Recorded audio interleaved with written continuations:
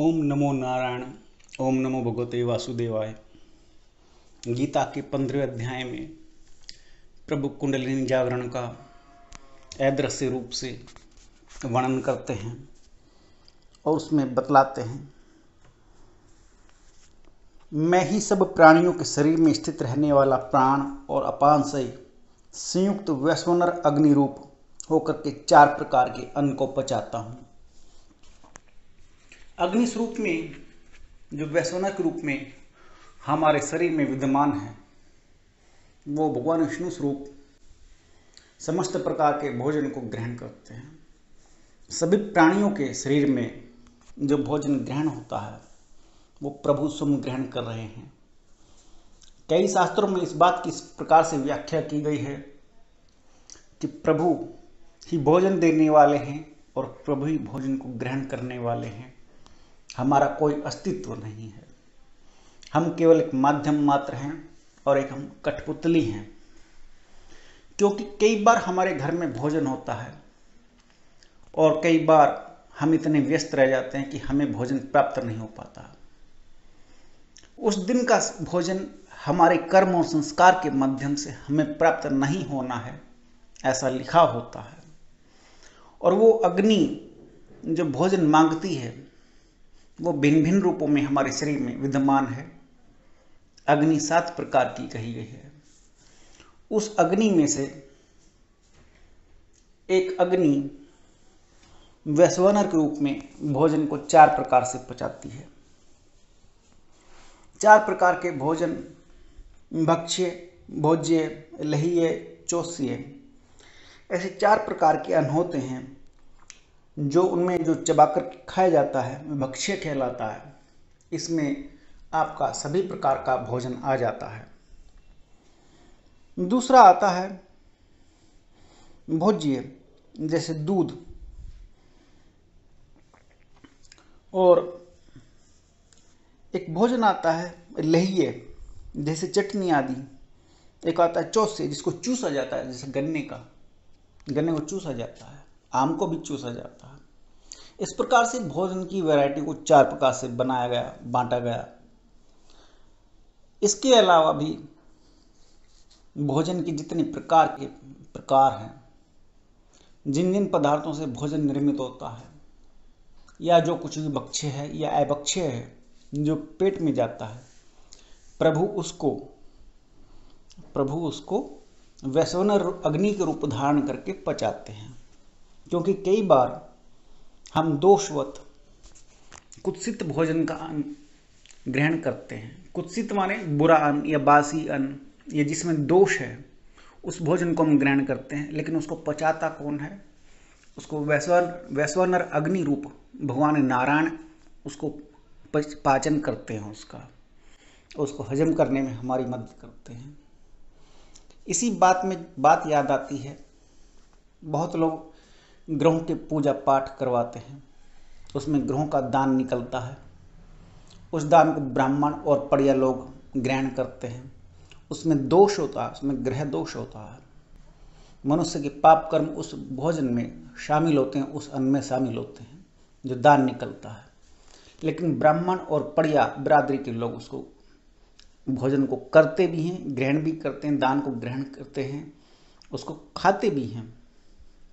लेकिन उसको वैश्वानर अग्नि रूप नारायण ब्राह्मण की रक्षा इस प्रकार से करते हैं कि यदि वह अपने नियमों का सही प्रकार से पालन पोषण कर रहा है तो दूषित भोजन करने के उपरांत भी उसको दोष नहीं लगेगा।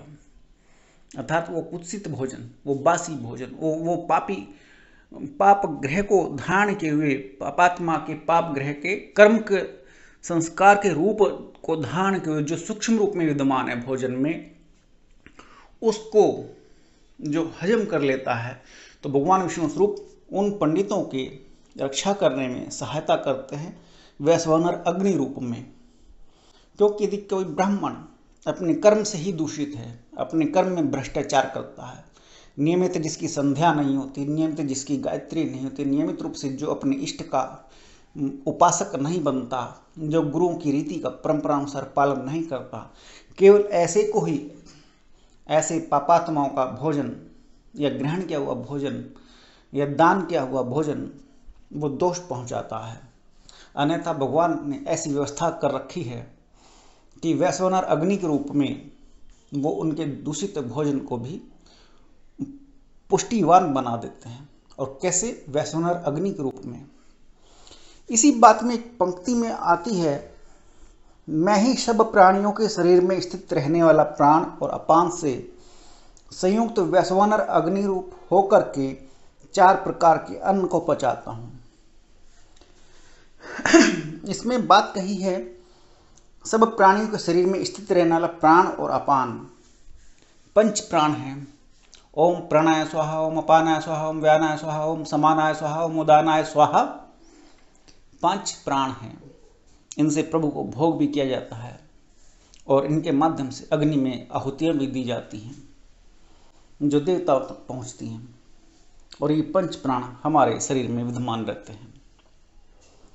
इन 5 प्राणों में जो ऊपर की जो प्राणवायु हैं, जो हमारी सांस से लेकर के नासिका से लेकर के नाभि के निचले हिस्से तक जाती हैं, वो प्राणवायु है।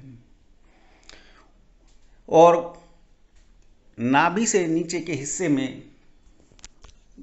और गुदामुख तक जो वायु भ्रमण करती है वो अपान वायु है। इन दोनों के घर्षण से, इन दोनों के आपस में टकराने से जो बिजली कौंधती है, 2 वायु के टकराने से, जैसे आपने देखा हो जब 2 बादल आपस में टकराते हैं, मेघ गरजते हैं, जब 2 बादल टकराते हैं तो उनकी गरज से, उनके टकराने से आवाज़ भी उत्पन्न होती है और विद्युत भी उत्पन्न होती है। और आपने यदि विज्ञान पढ़ा हो तो कोई भी दृश्य जो उत्पन्न होता है वो प्रकाश में उत्पन्न होता है, अंधकार में उत्पन्न नहीं होता। जब योगी साधना करते हुए इस अवस्था तक पहुंचता है कि उसके प्राण और अपान दोनों वायु शरीर में घर्षण करने लगती हैं, जब दोनों वायु आपस में टकराने लगती हैं और ये टकराने की प्रक्रिया नाभि के आसपास, मूलाधार चक्र के आसपास बनती है, तो साधक के जीवन में विस्फोट होता है। और वो विस्फोट प्रकाश उत्पन्न करता है, आवाज़ उत्पन्न करता है। आवाज़ को नाद ब्रह्म कहा गया। और जो प्रकाश उत्पन्न होता है, उस प्रकाश की भिन्न भिन्न प्रकार बतलाए गए शास्त्रों में। 5 मेघ बतलाए गए। 5 प्रकार के मेघ जैसा स्वरूप उत्पन्न, प्रकाश उत्पन्न होता है।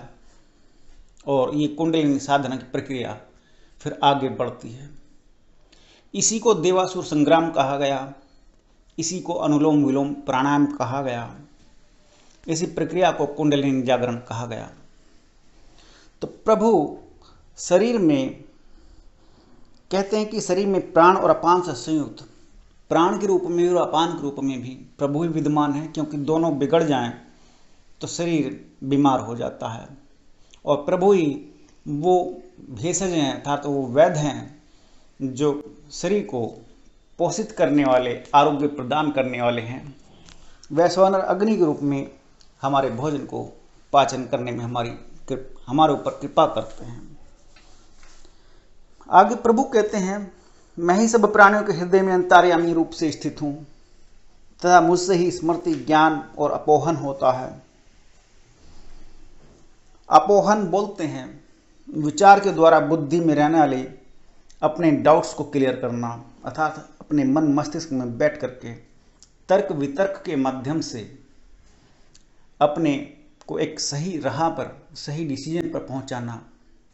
और प्रभु जब ये कहते हैं कि सभी प्राणियों के हृदय में अंतस में अंतर्यामी रूप से मैं स्थित हूँ, अर्थात जब कभी भी किसी के साथ कुछ गलत होता है या गलत होने वाला होता है तो उसके मन में एक भय भी उत्पन्न होता है, शंका भी उत्पन्न होती है और उसको अपने अंतर मन से यह एहसास भी होता है कि कहीं कुछ गलत हो रहा है।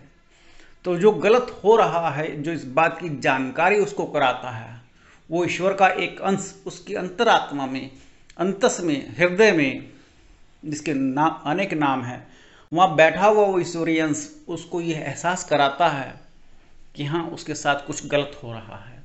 जो सत्य की और असत्य की, गलत की और सही की जानकारी उसको प्रस्तुत कर देता है, चाहे वो विद्यावान हो या ना हो, चाहे वो विद्वान हो या ना हो, चाहे वो ज्ञानी हो या ज्ञानी हो, लेकिन ये उसको एहसास उसको प्रकृति करवा ही देती है। जैसे आपने अगर देसी भाषा में सुना हो कि कम से कम एक बार तो अपने जमीर से पूछा होता, वो जमीर कौन है? वो जमीर ईश्वर का एक अंश है, वो आत्मा का एक अंश है। कि कभी अपने दिल पर हाथ रख करके तो सुना होता। ये बात पंक्ति सुनने में आती है। तो प्रभु हमारे अंदर, हमारे शरीर में भिन्न भिन्न प्रकार से अंश अंश रूप में विद्यमान है। अग्नि के रूप में विद्यमान है, वायु के रूप में विद्यमान है, और पंच तत्वों के अलावा मन, बुद्धि, चित्त, अहंकार, जड़ पदार्थों में और चेतन स्वरूप में हम जीवात्मा के रूप में हमारे अंदर हम ईश्वर का ही एक अंश हैं। प्रभु 15वें अध्याय में इस बात को कहते हैं।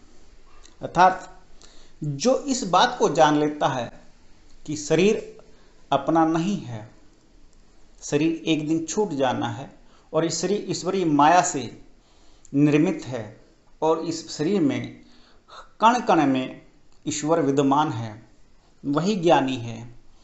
और वही ज्ञानी उस जीवात्मा को परमात्मा तक मिलन कराने की, कुंडलिनी जागरण करने की पूरी क्षमता रखता है। यही ज्ञान है।